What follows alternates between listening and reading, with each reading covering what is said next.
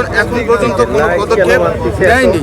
তো তাদের নিস্তব্ধতার কারণেই আজকে আমাদের কফিন মিছিলের আয়োজন করা হয়েছে। আমাদের 4টে দাবি ছিল যে আমাদের যে একজন শিক্ষক আছেন অধ্যাপক মহসিন স্যার, তো তাকে স্বৈরাচারী আখ্যা দিয়ে তাকে সিন্ডিকেট কমিটি এবং কাউন্সিলিং সমিতি থেকে তাকে বাদ দেওয়া হয়েছে। অথচ এই মহসিন স্যার জুলাই আন্দোলনে ছাত্রদের সরাসরি পাশে ছিলেন। আমরা যদি সংখ্যায় খুব কম হই তা আমরা যৌক্তিক দাবি নিয়ে সংখ্যা কম হলে আমাদের লড়াই চালিয়ে যাবো। সংখ্যা আমাদের কাছে ম্যাটার না, আমাদের কাছে আমাদের যৌক্তিকতা দেন। যদি অযৌক্তিক হইতাম, অনেক হইতাম, তা ওইটা অন্যায় হইতো। আমরা যৌক্তিক, আমরা 10 জন হলে আমরা যৌক্তিক দাবি নিয়ে মানতাম। বান্ডেল থাকলে প্রতি সেনমানিতে টাকা বাঁচবে। বিকাশ সেনমানি বান্ডিল কিনে জিতুন প্রতি লেনদেনে।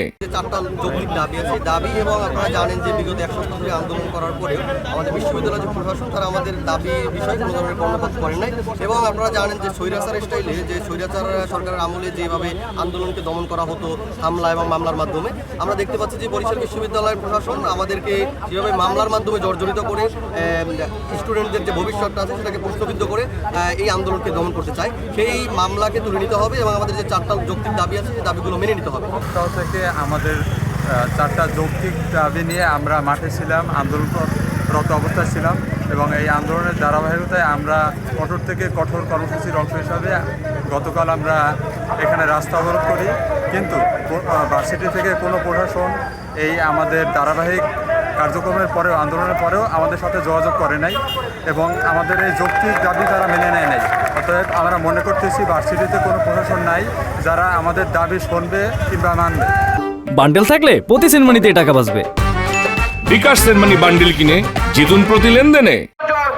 অর্থাৎ বাংলাদেশ পুলিশ, বাংলাদেশ সেনাবাহিনী, তারা আমাদের এবং দেশের সাধারণ জনগণের খোঁজ খবর নেওয়ার সুযোগ হলেও বরিশাল বিশ্ববিদ্যালয় প্রশাসনের, বরিশাল বিশ্ববিদ্যালয়ের শিক্ষার্থীদের খোঁজ খবর নেওয়ার মতো সময় তাদের হয় নাই।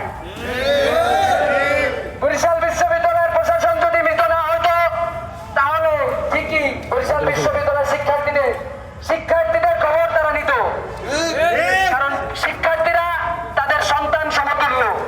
শিক্ষার্থীদের অভিভাবক তারা, তাদের সকল প্রকার বিপদ আপদ থেকে রক্ষা করার দায়িত্ব তাদের বরিশাল বিশ্ববিদ্যালয়ের প্রশাসনের। কিন্তু আমরা কি দেখতে পেয়েছি?